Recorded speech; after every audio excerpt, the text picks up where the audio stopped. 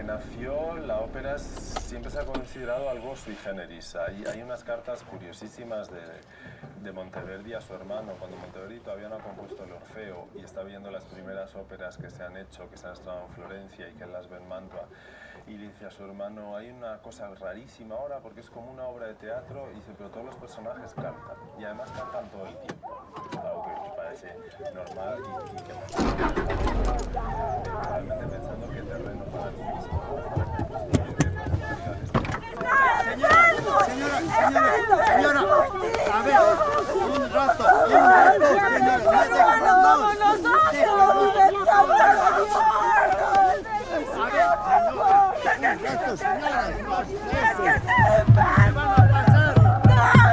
no se puede morir. Señora,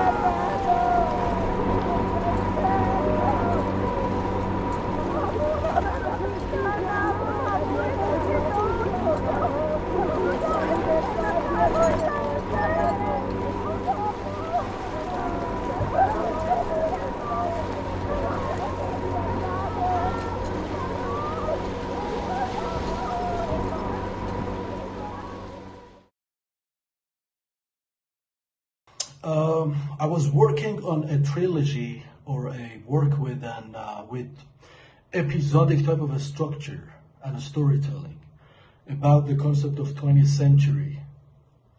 Through these films, the idea was to work around the grand or great narratives of 20th century, you know, and rather deconstruction of these narratives through the concept of, you know, second-hand characters, using second-hand characters to deconstruct these narratives. Second-hand characters is the term that we use usually in the world of novels and literature to refer to an individual who is overshadowed and you know, rather defined by the presence of a bigger narrative. And so with this film, The Names of the Flowers, I was trying to take the first step regarding that whole approach to the 20th century by choosing Che Guevara and his mythology, if you may, you know, and also basically the concept of his death. I remember earlier than this, through a documentary film that I made in Canada, in Montreal, called Dress Rehearsal for an Execution, I was also trying to do some exercise regarding this very same approach to the 20th century. I think as an Iranian filmmaker, I found myself, you know, engaged with this question of documentary and fiction duality, and perhaps partially because in Iran, an Iranian New Wave, we had great figures like Kiarostami himself who had dealt with this question before, and we had this background of Iranian cinema. Also, a few years later, I was introduced to the works of Bertolt Brecht as a teenager, and his epic theater, and his whole, reading of the work of fiction, or a play, a fiction play, and his way of reading of, the devices of fiction storytelling, fictional storytelling, the devices, the hypnotic devices of fiction, cinema, and play, and I found that very influential on myself back then. A few years later, I was introduced to Lacan, Jacques Lacan, the French psychoanalyst, who was doing, in a way, reverse work, which was finding the real, behind fiction, behind fantasy. So these two eventually became the two parts, the two sides of a coin. And lastly, I remember that the works of Impressionists, works in painting, and Impressionism, French Impressionism in general, had also a great deal to do with this whole concept of fiction and documentary. I was tremendously fascinated by the, by how the artificial and the real, or the artificial and the natural, were combined in an Impressionist work of art, which we found, let's say, in the works by the like of Cézanne, or in cinema, let's say, the Bresson himself. And so being engaged with this question of fiction and real, right, eventually, I guess, I introduced, the same question and my own involvement with these questions in this film as well.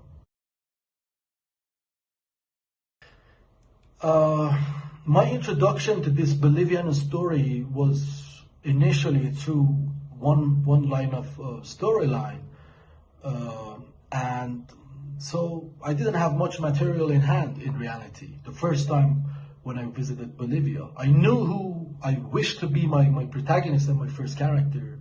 That was Julia, or Julia, the teacher who met Che Guevara hours before his execution and made him the soup.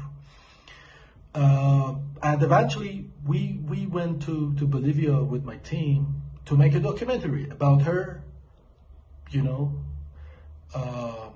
and other real witnesses to Che Guevara's death, such as the teacher who washed his body right after the execution, or the man who passed the order of his execution. He was a Cuban in exile, living in Miami, etc.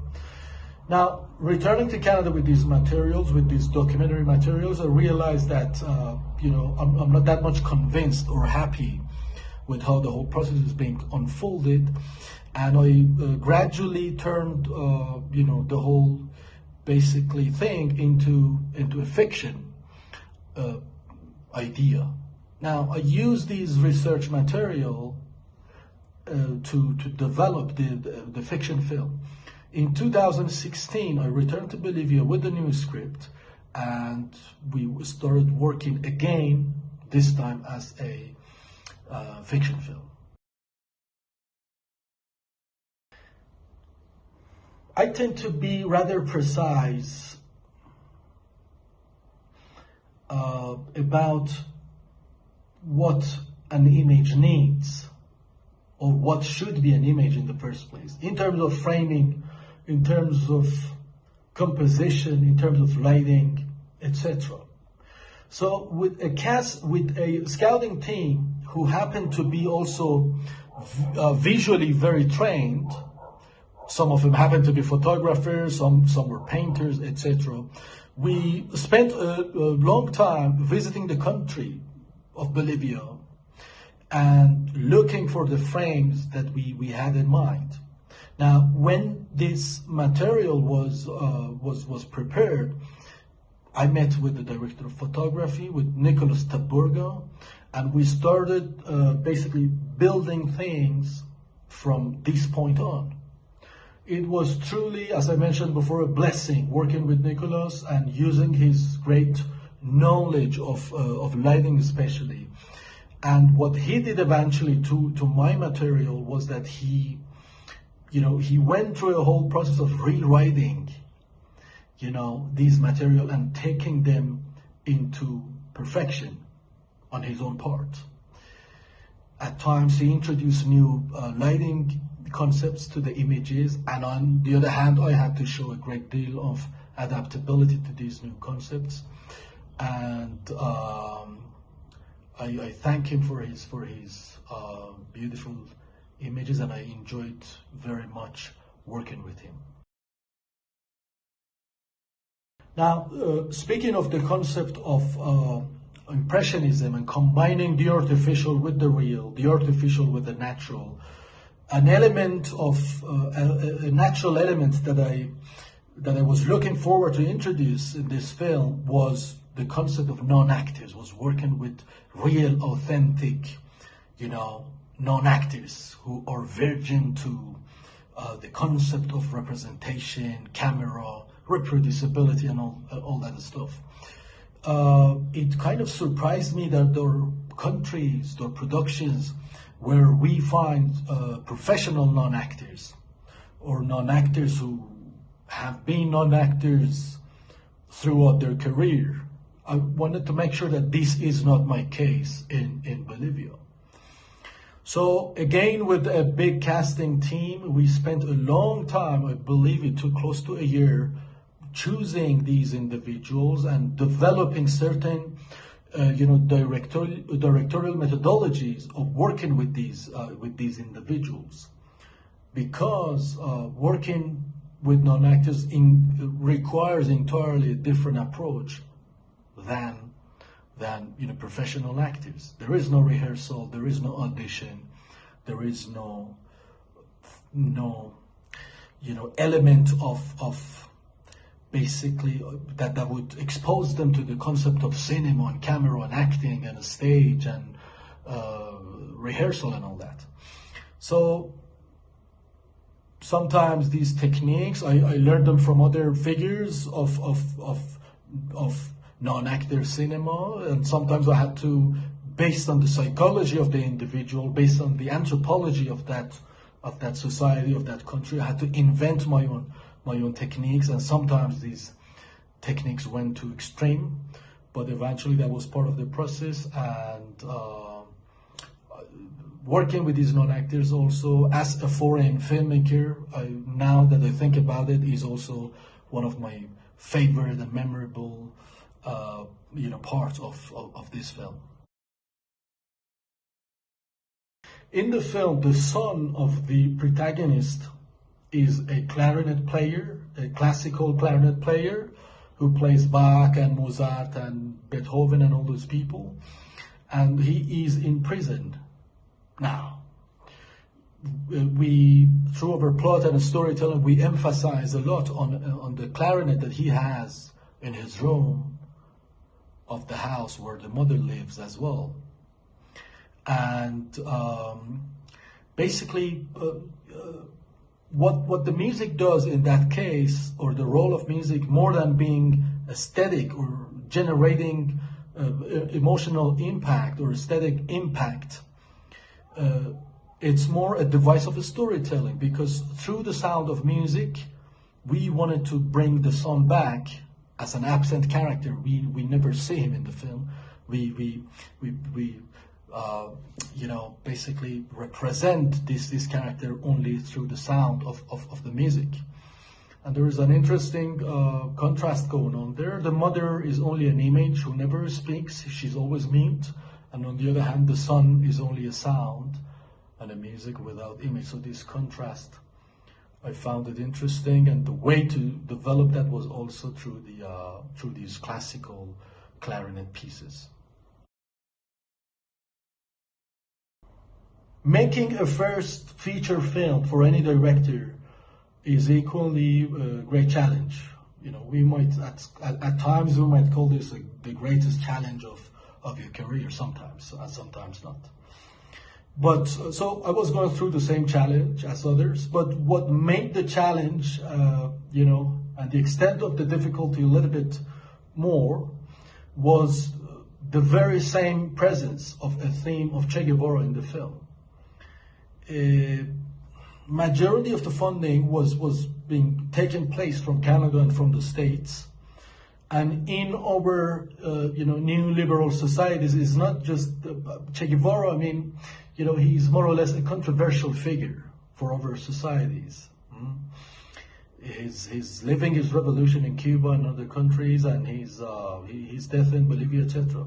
So my responsibility, if you may, as a director, was, however, to deliver my intentions behind the film, and behind using a figure like Che Guevara, working with the whole mythology of his death. And that, in a way, added a little bit extra time to my timing for financing the film.